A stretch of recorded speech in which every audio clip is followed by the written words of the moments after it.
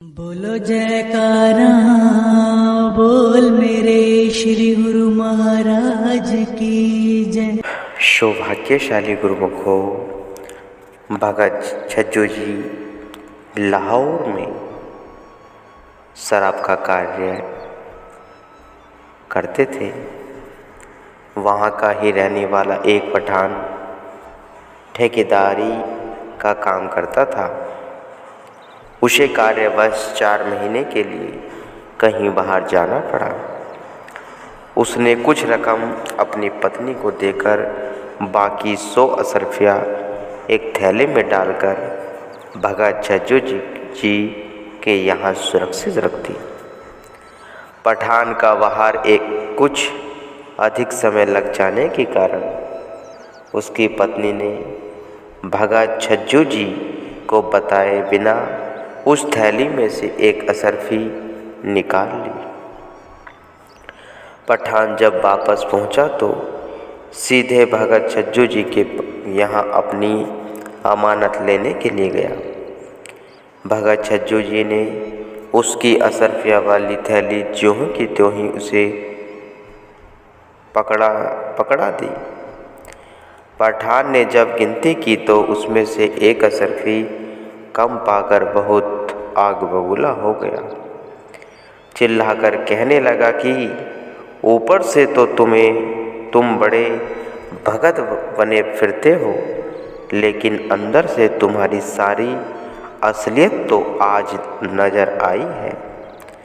तुम भोले लोगों को न जाने कितना माल दबाते रहे हो, लेकिन मेरी अशर्फी को नहीं दबा पाओगे। पठान ऐसा कहकर जब खूब शोर करने लगा तो आस पड़ोस से काफ़ी लोग एकत्र हुए। वहाँ तो खूब तमाशा बन गया। सब परस्पर मिलकर कहने लगे कि पठान इतना राई आदमी है, पठान इतना रईस आदमी है, वह एक अशर्फी के पीछे झूठ बोलेगा क्या? यह भगत तो नाम का ही भगत है, परंतु है पूरा ठग और कपटी।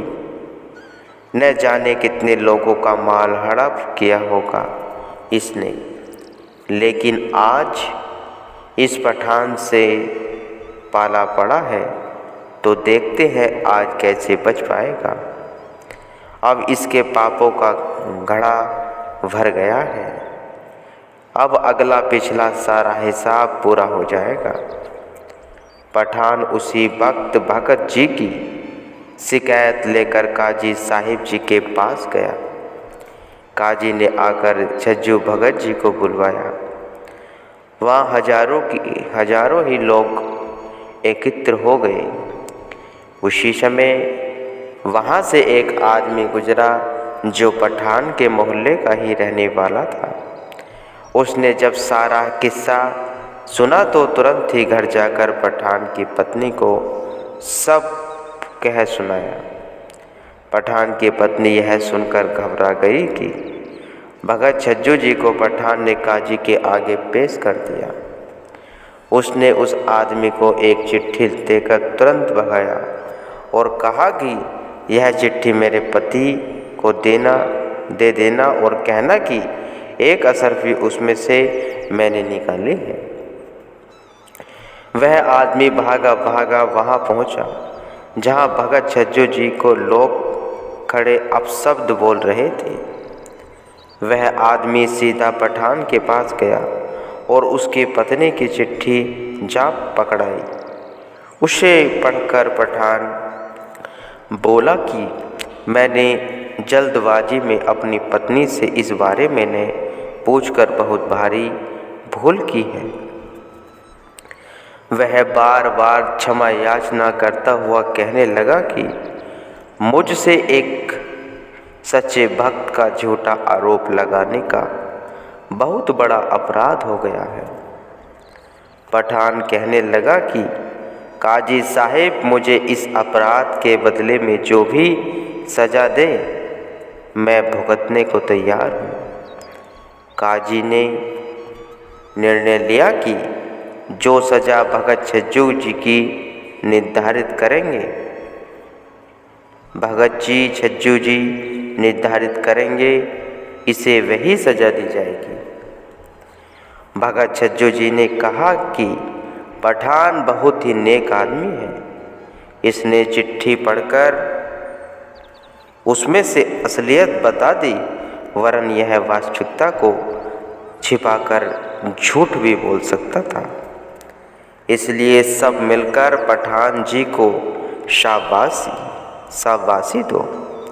फिर क्या था, अभी 2 घड़ी पहले ही जो छज्जू भगत जी को गालियाँ निकालकर बुरा भला कह रहे थे, वे सब के सब भगत जी की प्रशंसा के पुल बांधने लगे।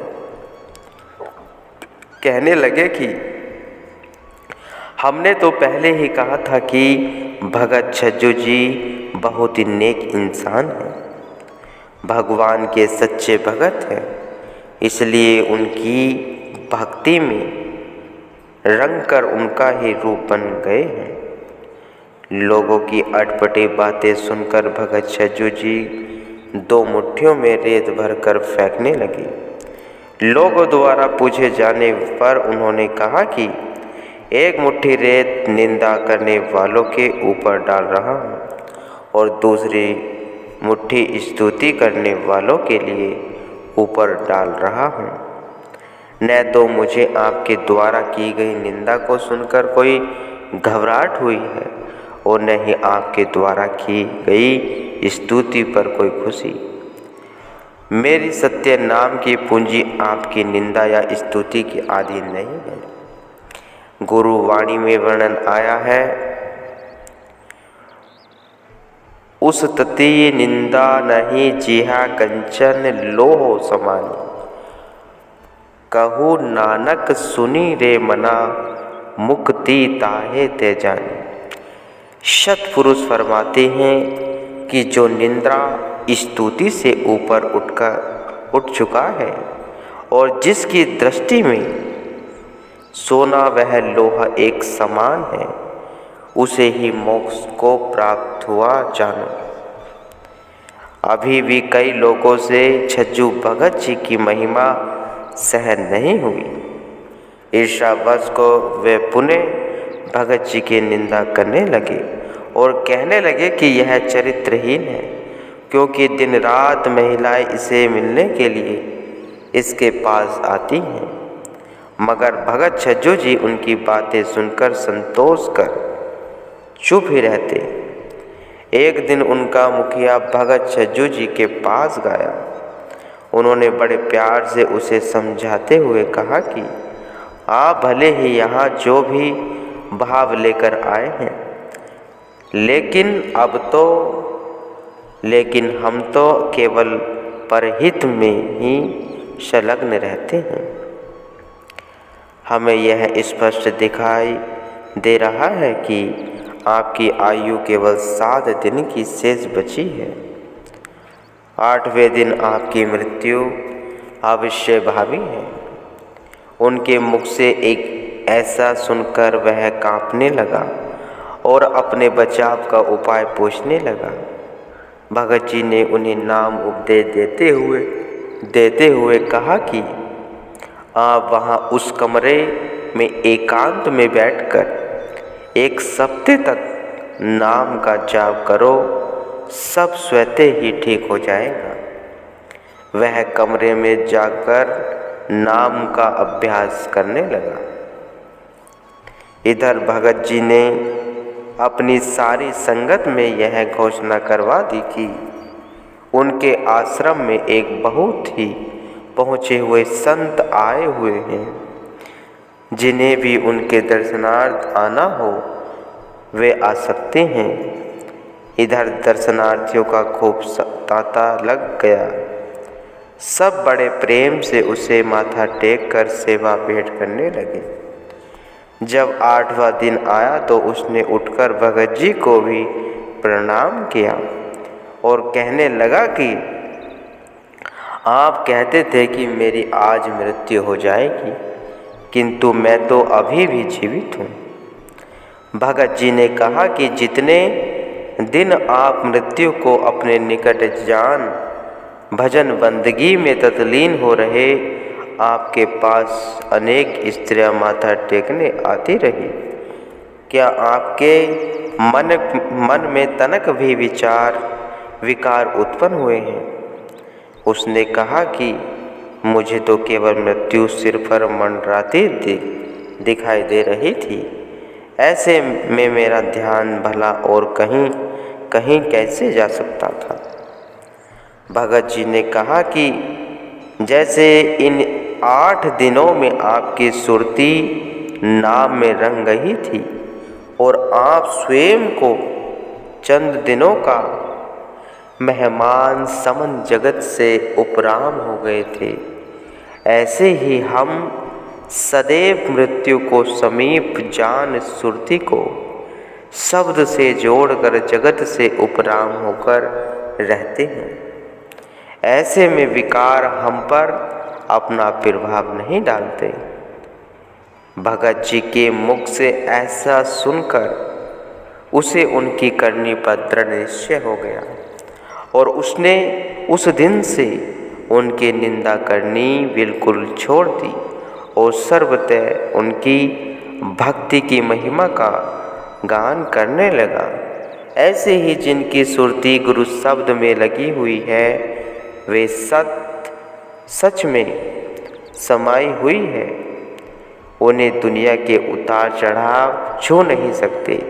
वे उनसे ऊपर उठकर संसार में रहते हुए भी सबसे निर्लभ बने रहते हैं। भगवान श्री कृष्ण जी महाराज जी फरमाते हैं कि जिस परम धाम वह सुख धाम में पहुंचकर जीव फिर दुख की तरफ वापस नहीं आते। हे अर्जुन, मैं तुम्हें वहाँ ले चलूँगा जहाँ मेरा निज धाम है। इसी प्रकार पूर्ण सद्गुरु भी अपने शिष्य को अविनाशी पद की ओर ले जाते हैं। इसलिए शिष्य का भी यह कर्तव्य हो जाता है कि वह अपनी सुरती को निंदा स्तुति से निकालकर सच से जोड़े, ताकि सचखंड में पहुंचकर सच्चा आनंद पा सके। जो सब भ्रम त्याग कर और अहाभाव से रहित होकर नन्हे बालक के न्याय सर्वस्व समर्पित कर एक प्रभु चरणों की ओट लेता है, वह निर्भय होकर विचरण करता है। काल भी उसका कुछ नहीं बिगाड़ सकता। गुरु द्रोणाचार्य जी कौरवों और पांडवों को धनुष विद्या में पारंगत कर रहे थे। एक दिन उन्होंने एक वृक्ष की शाखा पर एक लकड़ी की चिड़िया टांग दी और सर्वप्रथम दुर्योधन को बुलाकर कहा कि इसकी आँख पर निशाना साधो।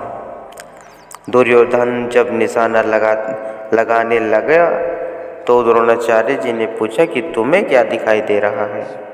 उसने कहा कि गुरुदेव, मुझे आसमान, पेड़ पत्ते, शाखाएं और चिड़िया सभी दिखाई दे रही है।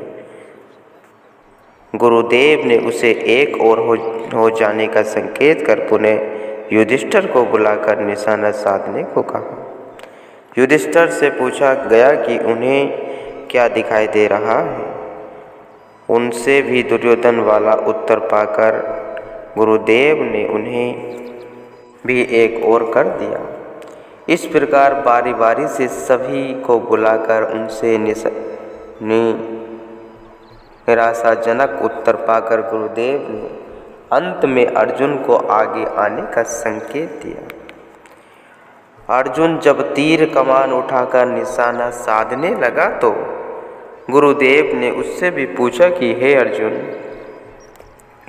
तुम्हें सामने क्या दिखाई दे रहा है। अर्जुन ने कहा कि मुझे गुरुदेव की आज्ञा अनुसार केवल चिड़िया की आँख दिखाई दे रही है जिसमें तीर लगाना है। उसके अतिरिक्त कुछ भी दृष्टिगोचर नहीं हो रहा। द्रोणाचार्य जी ने उसकी एकाग्रता एवं धनुष विद्या के प्रति अपूर्व समर्पण भाव से प्रसन्न होकर उसे तीर चलाने की आज्ञा प्रदान की। जब अर्जुन ने तीर चलाया तो वह सीधा चिड़िया की आंख में जाकर लगा।